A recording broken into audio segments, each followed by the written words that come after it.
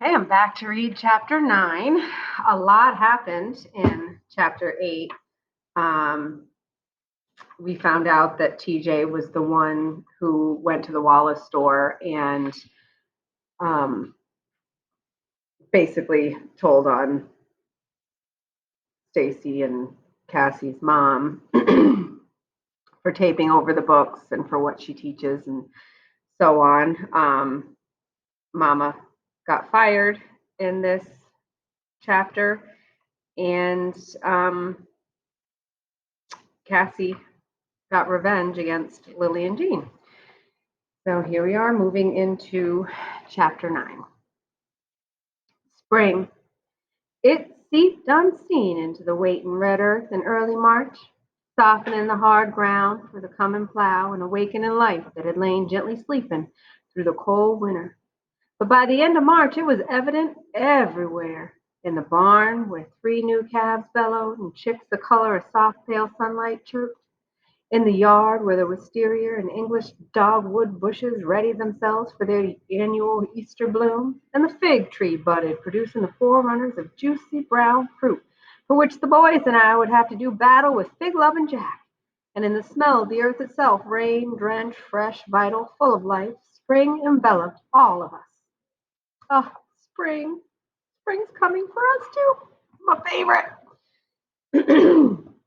I was eager to be in the fields again, to feel the furrowed rows of damp, soft earth beneath my feet, eager to walk barefooted through the cool forest, hug the trees, and sit under their protective shadow. But although every living thing knew it was spring, Miss Crocker and the other teachers evidently did not, for school lingered on indefinitely. In the last week of March, when Papa and Mr. Morrison began to plow the east field, I volunteered to sacrifice school and help them. My offer was refused, and I trudged wearily to school for another week. I guess I won't be seeing much of y'all after next Friday, said Jeremy one evening as we neared his forest trail. Guess not, said Stacy. Be nice if our schools ended at the same time. You crazy, I cried, remembering that Jefferson Davis didn't dismiss until mid-May. Jeremy stammered an apology. I just meant we could still see each other. Maybe I could come over and see y'all sometime. Stacy shook his head. I don't think Papa would like that. Well, I just thought it'll sure be lonely without y'all. Lonely? I asked, with all them brothers and sisters you got? Jeremy frowned. The little ones, they too young to play with, and the older ones, Lily and Jean and R.W. and Melvin, I guess I just don't like them very much. What are you saying? Asked Stacy. You can't not like your own sister and brothers. Oh, I can understand that, I said soberly. I sure don't like them. But they're his kin. A fella's gotta like his own kin. Jeremy thought about that. Well, Lily and Jean's all right, I guess. She ain't so persnickety now since Cassie stopped being her friend. He smiled, a secret smile to himself. But that R.W. and Melvin, they ain't very nice. You ought to see how they treat TJ. He halted, looked up, embarrassed, and was quiet. Stacy stopped. How do they treat him? Jeremy stopped too. I don't know, he said, as if he was sorry he'd mentioned it. They just don't do him right. How? Asked Stacy. I thought you didn't like him no more. Well, I don't, replied Stacy defensively, but I heard he was running around with R.W. and Melvin, and I wondered why. Them brothers of yours must be 18 or 19.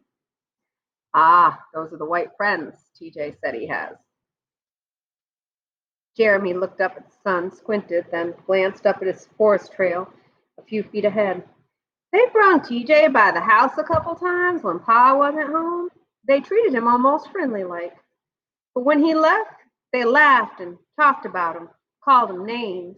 He squinted again at the trail and said hurriedly, I better go. See y'all tomorrow. Mama, how come you suppose R.W. and Melvin are putting in time with TJ? I asked as I measured out 2 heaping tablespoons of flour for the cornbread. Mama frowned down at the flour barrel. Only 1 tablespoon, Cassie, and not so heaping. But Mama, we always use 2. That barrel's going to have to last us until Papa goes back to the railroad. Now put it back. As I returned 1 tablespoon of flour to the barrel, I asked again, "What you think, Mama? How come them Simses are running around with TJ?" Mama measured out the baking powder and gave it to me. It was a teaspoon less than we had been using, but I didn't ask her about it. That was running low too. "I don't really know, Cassie," she said. "They may just want him around because it makes them feel good." "When TJ's around me, he don't make me feel good." "Well, you told me Jeremy said they were laughing at TJ behind his back. Some folks just like to keep other folks around so they can laugh at them, use them. I wonder how come TJ don't know they laughing at him. You suppose he that dumb?" "TJ's not dumb, Cassie. He just wants attention, but he's going after it the wrong way." I was going to ask what use TJ could possibly be to anyone, but I was interrupted by a little man running into the kitchen. "Mama!" he cried. "Mr. Jamison just drove up." He'd been in the barn, cleaning the chicken coop with Christopher John, and stubby particles of straw clung to his head. Mama looked at Big Mama, question in her eyes, and followed Little Man outside. I decided that cornbread could wait and dashed after them. "Girl, get back in here and finish mixing this cornbread," ordered Big Ma. "Yes'm," I said. "I'll be right back." Before Big Ma could reach me, I was out the back door, running across the yard to the drive. Mr. Jamison touched his hat as Mama approached. "How you doing, Miss Logan?" he asked. "Just fine, Mr. Jamison," Mama answered. "And yourself?" "Fine, fine," he said absently. "Is David here?" "He's over in the East Field." Mama studied Mr. Jamison. "Is anything wrong?" "Oh, no, no. Just want to speak to him." "Little man," Mama said, turning. "Go get Papa." "Oh, no, no, don't do that. I'll just walk on over there if that's all right. I need the exercise." Mama nodded. And after he'd spoken to me, Mr. Jamison crossed the yard to the field. Little man and I started to follow after him, but Mama called us back and returned us to our jobs. Mr. Jamison didn't stay long. A few minutes later, he emerged from the field alone, got into his car, and left. When supper was ready, I eagerly grabbed the iron bell before Christopher John, Little Man, could claim it, and ran onto the back porch to summon Papa, Mr. Morrison, and Stacy from the fields. As the three of them washed up on the back porch, Mama went to the end of the porch where Papa stood alone. "What did Mr. Jamison want?" she asked, her voice barely audible. Papa took the towel Mama handed him, but didn't reply immediately. "Don't keep anything from me, David. If there's trouble, I want to know." Papa looked down at her. "Nothing to worry about, honey. Just seems that Thurston Wallace has been out talking about how he's not going to let a few smart colored folks ruin his business. Says he's going to put a stop to this shopping in Vicksburg, that's all." Mama sighed and stared out across the plowed field. "I'm feeling scared, David," she said. Papa put down the towel. "Not yet, Mary. It's not time to be scared yet. They're just talking." Mama turned and faced him. "And when they stop talking?" Then maybe it'll be time. But right now, pretty lady, right now I got better things to think about," he said, leading her to the kitchen door. Quickly, I poured the rest of the butter beans into the bowl and hurried across the kitchen to the table. As Mama and Papa entered, I slid onto the bench beside Little Man and Christopher John. Papa beamed down at the table. "Well, look-a-here," he exclaimed. "Good old butter beans and cornbread. You better come on, Mr. Morrison. You too, son," he called. "These women folks done gone and fixed us up a feast." After school was out, spring drooped quickly towards summer. Yet Papa had not left for the railroad. He seemed to be waiting for something, and I secretly hoped that whatever that something was, it would never come so that he wouldn't leave. But one evening, as he, Mama, Big Mom, Mr. Morrison, and Stacy sat on the front porch with Christopher John, Little Man, and me, while Christopher John, Little Man, and me dashed around the yard chasing fireflies, I overheard him say, "Sunday, I'm going to have to go. Don't want to, though. I got a gut feeling it ain't over yet. It's just too easy." I released the firefly imprisoned in my hand and sat beside Papa and Stacy on the steps. "Papa, please," I said, leaning against his leg. "Don't go this year." Stacy looked out into the fallen light, his face resigned, said nothing. Papa put out his large hand and caressed my face. "I got to, Cassie girl," he said softly. "Baby, There's bills to pay and ain't no money coming in. Your mama's got no job come fall, and there's that mortgage and next year's taxes to think of. But Papa, we planted more cotton this year. Won't that pay the taxes? Papa shook his head. With Mr. Morrison here, we'll be able to plant more, but that cotton is for living on. The railroad money's for taxes and the mortgage. I looked back at Mama, wanting her to speak, to persuade him to stay, but when I saw her face, I knew she would not. She'd known he'd leave, just as we had all known. Papa, just another week or two, couldn't you? I can't, baby. May have lost my job already. But Papa, Cassie, that's enough now, Mama said from the deepening shadows. I grew quiet. Papa put his arm around Stacy and me, his hands falling casually over our shoulders. From the edge of the lawn where Little Man and Christopher John had ventured after lightning bugs, Little Man called, "Somebody's coming!" A few minutes later, Mr. Avery and Mr. Lanier emerged from the dusk and walked up the sloping lawn. Mama sent Stacy and me to get more chairs for the porch. Then we settled back beside Papa, still sitting on the steps, his back propped against a pillar facing the visitors. You going up to that store tomorrow, David? Papa motioned to Mr. Morrison. Mr. Morrison and me going day after tomorrow. Your wife done already brought the list of things you needed yesterday. Mr. Avery cleared his throat nervously. It's that list I'm coming about, David. I don't want them things no more. The porch grew silent. When no one said anything, Mr. Avery glanced at Mr. Lanier, and Mr. Lanier shook his head and continued, Mr. Granger making it hard on us, David. Said we gonna have to give him 60% of the cotton instead of 50. Now that the cotton's planted and it's too late to plant more. Don't suppose, though, that makes much difference. The way cotton sells these days seems the more we plant, the less money we get anyways. Mr. Avery's coughing interrupted him, and he waited patiently until the coughing had stopped before he went on. I'm going to be hard put to pay that debt in Vicksburg, David, but I'm gonna. I want you to know that. Papa nodded, looking toward the road. I suppose Montier and Harrison raised their percentages too, he said. Montier did, replied Mr. Avery. As far as I know, Mr. Harrison ain't. He a decent man. That does it, Mama said. Papa kept looking into the darkness. 40%. I expect a man living on 50 could live on 40 if he wanted to hard enough. Mr. Avery shook his head. Times are too hard. Times are hard for everybody, Papa said. Mr. Avery cleared his throat. I know. I feel real bad about what TJ done. I wasn't talking about that, said Papa flatly. Mr. Avery nodded self-consciously, then leaned forward on his chair and looked out into the forest. That ain't all Mr. Granger said. Said, too, we don't give up this shopping in Vicksburg. We can just get off his land. Says he's tired of us stirring up trouble against decent white folks. Then them Wallaces, they come by my place, Brother Laniers and everybody else is on this thing that owes them money. Said we can't pay our debts. They're going to have the sheriff out to put us out. They'll put us on the chain gang to work it off.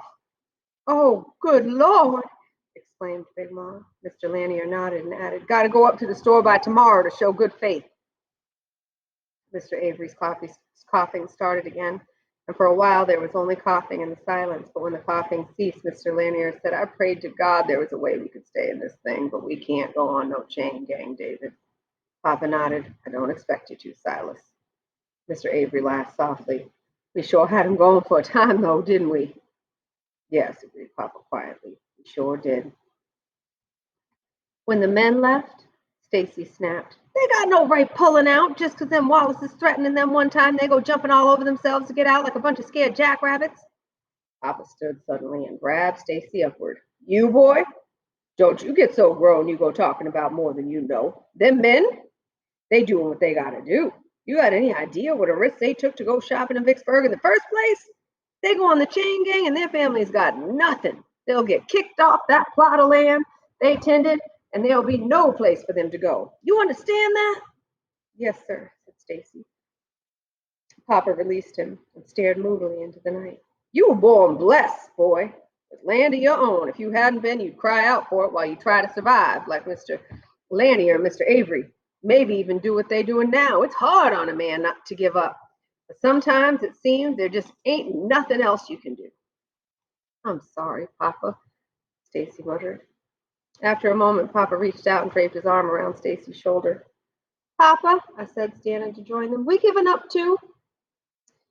Papa looked at me and brought me closer, then waved his hand toward the drive. You see that fig tree over yonder, Cassie? Them other trees all around, that oak and walnut, they're a lot bigger and they take up much more room and give so much shade they almost overshadow that little old fig. But that fig tree's got roots that run deep, and it belongs in the yard just as much as the oak and the walnut. It keeps on blooming, bearing fruit, year after year, knowing all the time it'll never get as big as them other trees. Just keeps on growing and doing what it gotta do. It don't give up. It give up, it'll die. There's a lesson to be learned from that, little Cassie, because we're like it. We keep doing what we gotta, and we don't give up. We can. After Mr. Morrison had retired to his own house and Big Ma, the boys, and I had gone to bed, Papa and Mama remained on the porch talking in hushed whispers. It was comforting listening to them. Mama's voice a warm, lilting murmur. Papa's a quiet, easy, flowing hum. After a few minutes, they left the porch and their voices grew faint. I climbed from the bed, careful not to awaken Big Ma, and went to the window. They were walking slowly across the moon-soaked grass, their arms around each other. First thing tomorrow, I'm going to go around and see how many folks are still in this thing, Papa said, stopping under the oak near the house. I want to know before we make that trip to Vicksburg. Mama was quiet a moment. I don't think you and Mr. Morrison should go to Vicksburg right now, David. Not with the Wallaces threatening people like they are. Wait a while. Papa reached into the tree, broke off a twig. We can't just stop taking care of business because of them Wallaces, Mary. You know that. Mama did not reply. Papa leaned against the tree. I think I'll take Stacy with me. No, David, no. He'll be 13 next month, honey, and he needs to be with me more. I can't take him on the railroad, but I can take him with me when I go where I go around here. And I want him to know business, how to take care of it, how to take care of things when I ain't around. David, he's just a boy, baby. A boy get as big as Stacy down here, he's near man. He's got no man's thing. He got to know how to handle himself. I know, but Mary, I want him strong, not a fool like TJ. He's got more brains and learning than that, Mama snapped. I know, Papa said quietly. Still, it worries me seeing TJ turning like he is. Seems to me it isn't bothering Joe Avery much. He doesn't seem to be doing anything about it. Papa allowed the silence to seep between them. It's not like you to be bitter. I'm not bitter. It just seems that that boy's gotten out of hand and doesn't even seem like anybody's doing anything about it.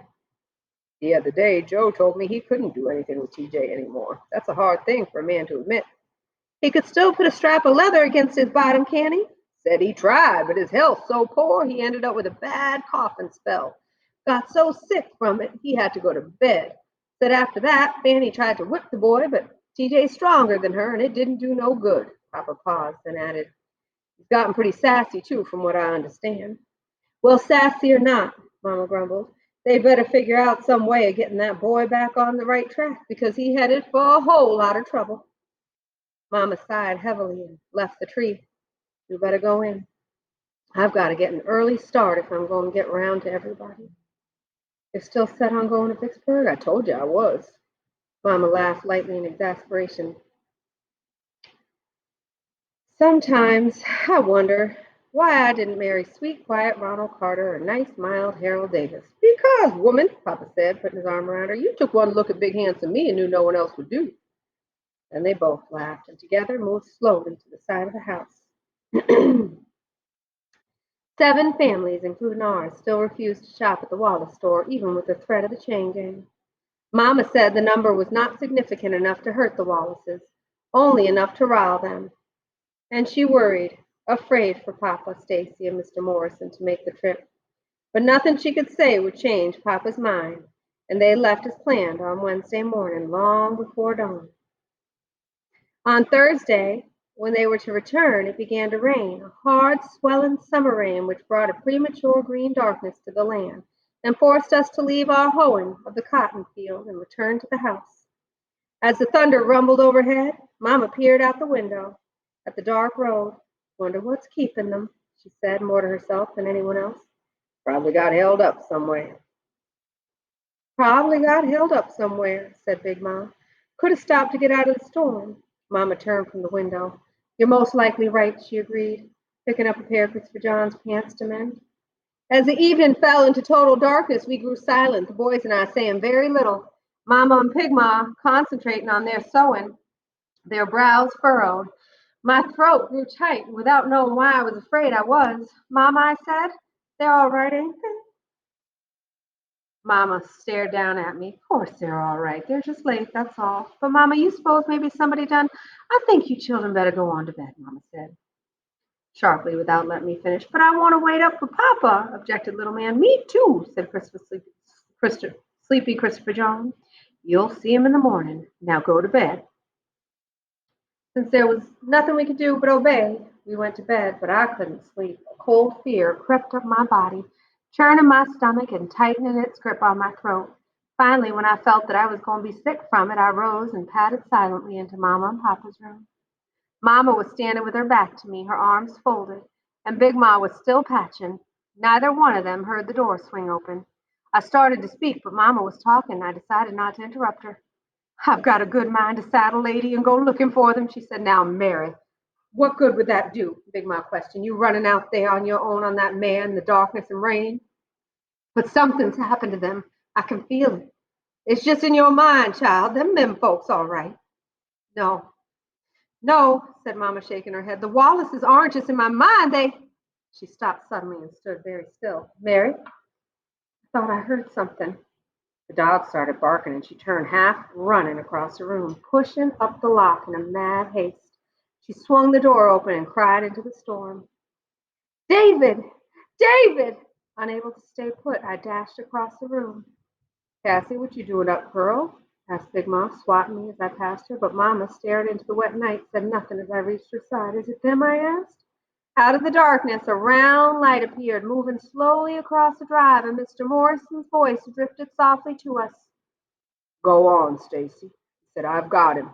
Then Stacy, a flashlight in his hand, came into sight, followed by Mr. Morrison, carrying Papa. David! Mama gasped, her voice a frightened whisper.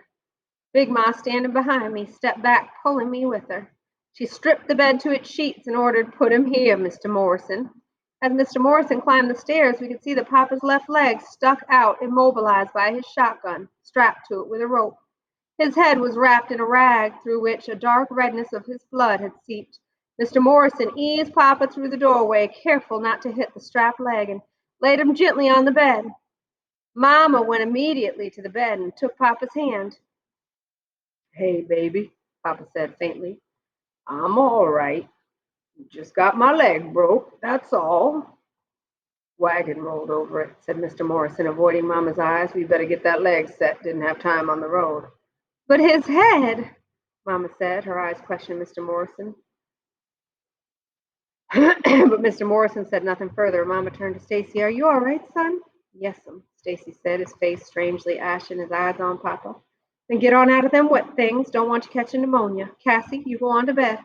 I'll get a fire started, said Big Ma, disappearing into the kitchen as Mama turned the closet to find sheets for making a cast. But Stacy and I remained rooted, watching Papa, and did not move until Christopher John Little Man made a sleepy entrance. What's going on? Asked Little Man, frowning into the light. Go back to bed, children, Mama said, rushing to keep them from coming any further into the room. But before she could reach him, Christopher John spied Papa on the bed and shot past her. Papa, you got back! Mr. Morrison swung him upward before he could jar the bed. What's the matter? Asked Christopher John, wide awake now. Papa, what's the matter? How come you got that thing on your head? Your papa's asleep, said Mama. Mr. Morrison set Christopher John back down. Stacy, take them back to bed and get out of those clothes. Move when I tell you, Mama hissed impatiently, her face more worried than angry. Stacy herded us into the boys' room. As soon as the door closed behind us, I asked, Stacy, how bad Papa hurt? Stacy felt around for the lamp, lit it, and then plopped wearily on the side of the bed. We huddled around him. Well, Stacy shook his head. I don't know. His legs busted up by the wagon, and he's shot. Shot! Said Christopher John, Little Man. Christopher John and Little Man exclaimed fearfully.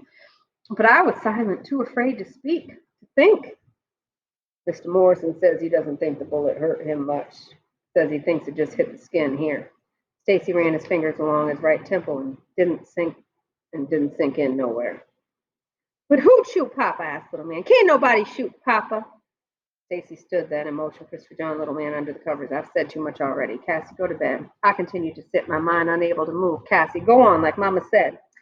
How the wagon rolled over him. How he got shot, I blurted out angrily, already plotting my revenge against whoever dared hurt my father. Cassie, you go on to bed. Ain't moving till you tell me. I'll call Mama, he threatened. She too busy, I said, folding my arms and feeling confident that he'd tell the story. He went to the door and opened it. Christopher John, little man, and I watched him eagerly, but he soon closed the door and came back to the bed. What was going on? Asked little man. Big Ma's tending to Papa's head. Well, what happened out there? I repeated. Stacy sighed despairingly and sat down.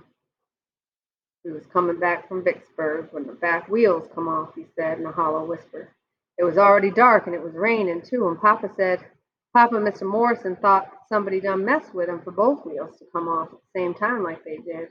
Then when I told him I'd seen boys near the wagon when we was in Vicksburg, Papa said we didn't have time to unhitch and unload the wagon like we should to put the wheels back on. He thought somebody was coming after us. So after we found the wheels and the bolts, Papa told me to hold the reins real tight on Jack to keep him still. Jack was real skittish because of the storm. Then Mr. Morrison went and lifted the wagon all by himself, and it was heavy too, but Mr. Morrison lifted it like it wasn't nothing. Then Papa slipped the first wheel on. That's when he got shot. But a truck came up the road and stopped behind us while we was trying to get the wheel on, but didn't none of us hear it coming because of the rain and thunder and all. And they didn't put their lights on till the truck stopped. Anyway, there were 3 men in that truck, and soon as Papa seen him, he reached for his shotgun. That's when they shot him, and he fell back with his leg under the wagon. Then Jack reared up, scared by the shot, and I couldn't hold him. And then the wagon rolled over Papa's leg. His voice cracked sharply, and he exploded. It's my fault his leg's busted. I thought on what he said. Nah, it ain't. It's them men's. Stacy didn't speak for a while. As soon as I could, I tied Jack to the tree and ran back to Papa, but Papa told me not to move him and to get down in the gully. After them men was shot Papa, they come down trying to get Mr. Morrison, but he was too fast and strong for him.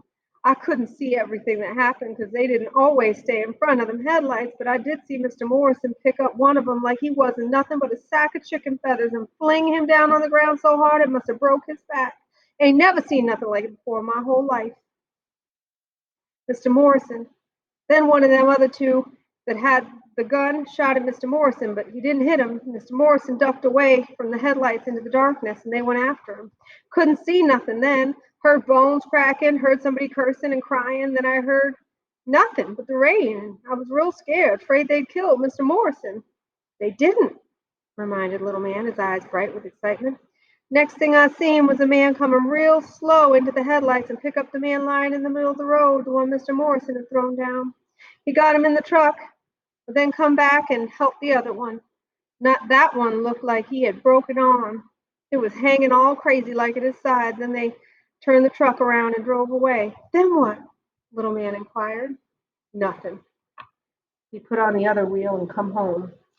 Okay, we put on the other wheel and come home. All right, I'm going to stop there, and we will finish that chapter tomorrow.